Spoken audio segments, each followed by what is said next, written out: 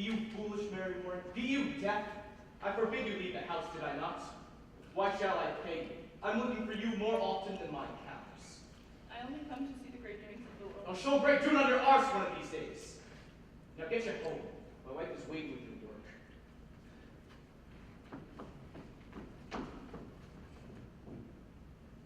I'd best be off. I have my Ruth to look after. Good morning, Mr. Proctor.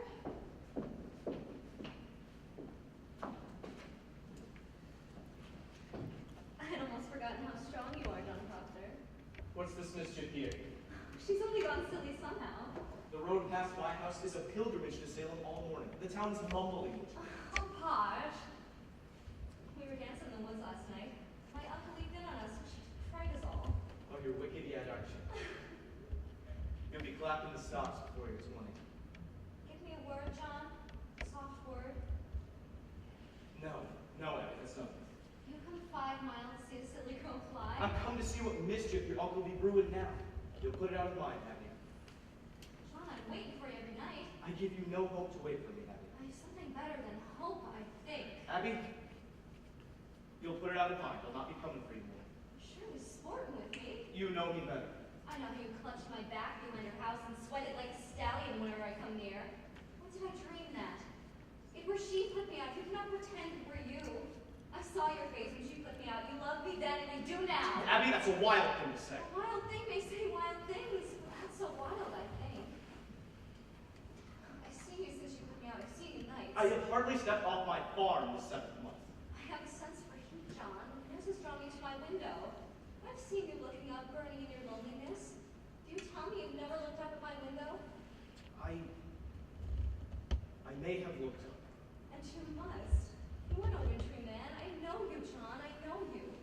I cannot sleep for dreaming. I cannot sleep when I wake and I walk about the house as though I find you coming through some door. Your child. How do you call me child? Abby! I may think of you softly from time to time, but I will cut off my hand before I ever reach for you again.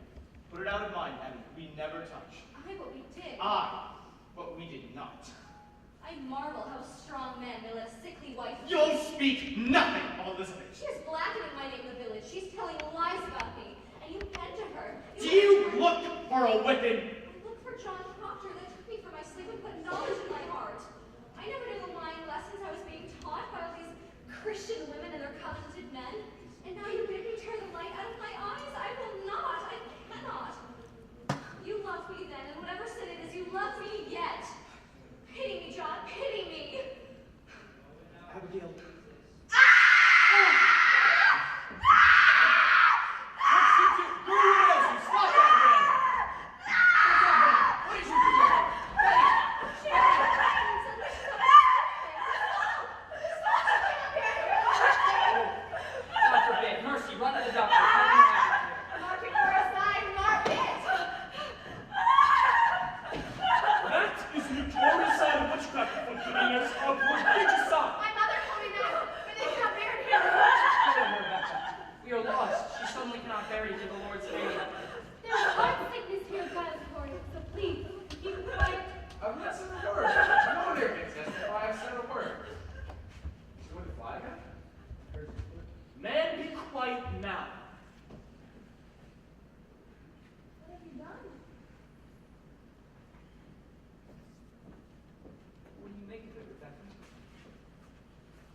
Will you go to my roof and see if you can wake her?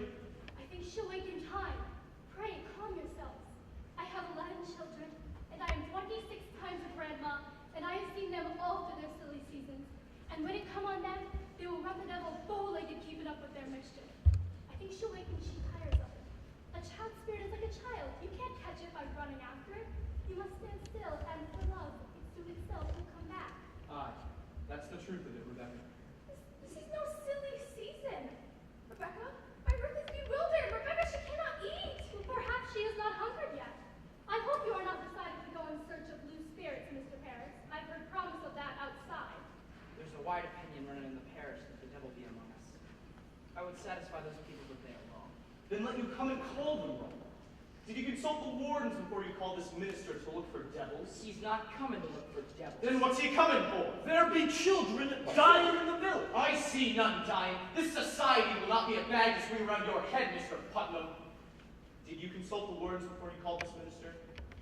I'm sick of meetings. A man turn his head without he have a meeting? He may turn his head, but not to hell! Pray, John, be calm. Mr. Paris, I think you'd best send Reverend Hale back as soon as he comes. This will set us all to arguing again in the society, and we thought to have peace this year. I think we ought to rely on the doctor now and good prayer. Rebecca, the doctor's back home. If so he is, then let us go to God for the cause of it. There is prodigious danger in the seeking of loose spirits. I fear it, I fear it. Let us rather blame ourselves and... How may we blame ourselves? I am one of 9 sons. The Putnam seed has peaked on his parents. And yet I have but 1 child left of 8, and now she shrinks. I cannot fathom that. But I must! You think it's God's work? You should never lose a child, no grandchild either. And I bury all but 1. There are wheels within wheels in this village, and fires within fires. When Reverend Hale comes, you will proceed to look for signs of witchcraft here. You cannot command, Mr. Paris. We vote by name in the society, not by acreage. Why, I never heard you so worried on society, Mr. Proctor. I do not think I saw you at Sabbath meetings since snow flew. I have trouble enough without I come 5 miles to hear him preach only hellfire and bloody damnation. Take it to heart, Mr. Paris. There are many others who stay away from church these days because you hardly ever mention God anymore. That's a drastic charge. It is somewhat true. There are many who quail to bring their children. I do not preach for children, Rebecca. It is not children who are mindful towards their obligations to this ministry. Are there really those unmindful? Say the better half of Salem Village. And more than that, Where is my wood? My contract supplies that I be provided with all my firewood, and yet I wait since November to get even a stick. Even in November, I had to show my frostbitten hands like some London beggar. You are allowed £6 a year to buy your wood, Mr. Paris. I regard that £6 as part of my salary. I am paid little enough without I spend £6 on firewood. 60 plus 6 for firewood. That is the salary, Mr. Proctor. I am not some preaching farmer with a book under my arm. I am a graduate of Harvard College.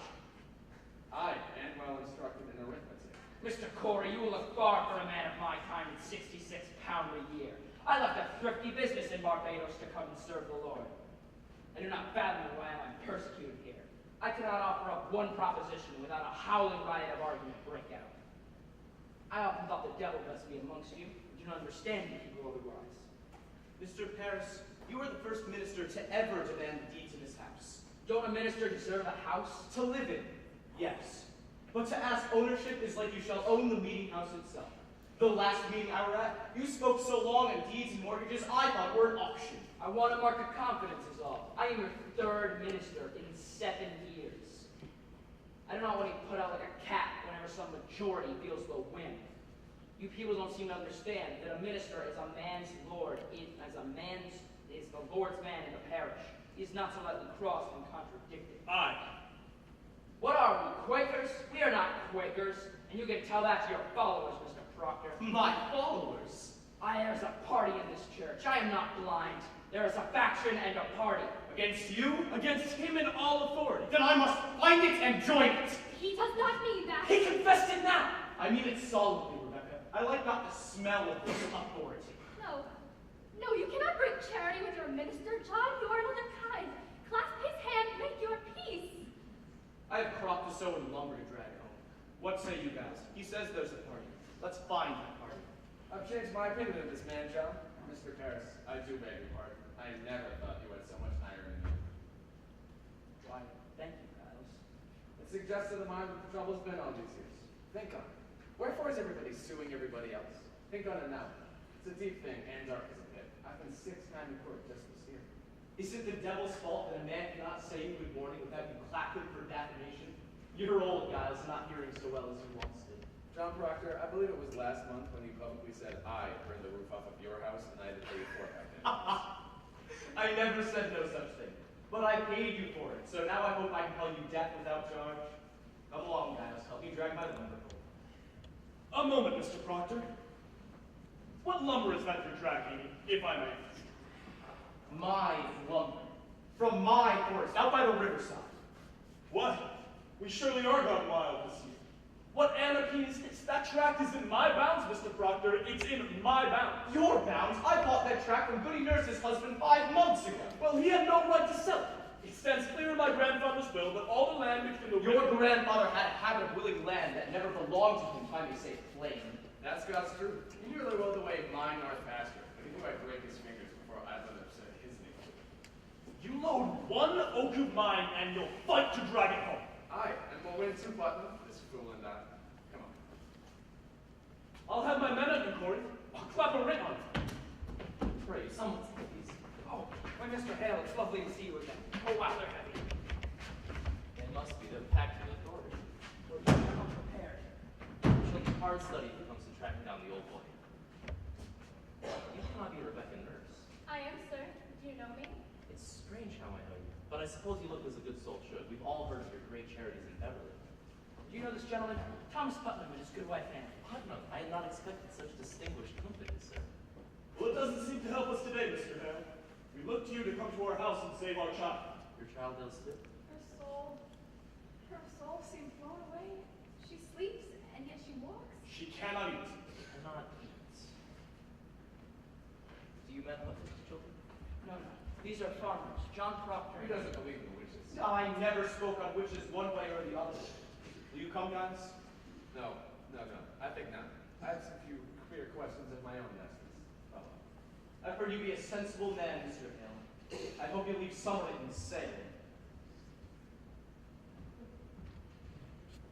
Will you look at my daughter? She tried to leap out the window. Found her on the high road this morning, flapping her arms as though she'd fly. Right. She cannot bear to hear the Lord's name. Now that's a sure sign of witchcraft afoot. No. Now, let me instruct you. We cannot look to superstition in this. The devil is precise. The marks of his presence are definite as stone. And I must tell you, I will not proceed unless you are willing to believe me if I find no bruise of hell upon him. It is agreed. You will abide by your judgment. Good then.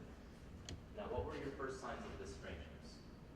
Well, I found her, my niece, and 10 or 12 other girls dancing in the forest last night. You permit dancing? No. It were in secret. Mr. Pierce's slave has knowledge of conjuring, sir. We don't know that for sure, Goody Ann. No,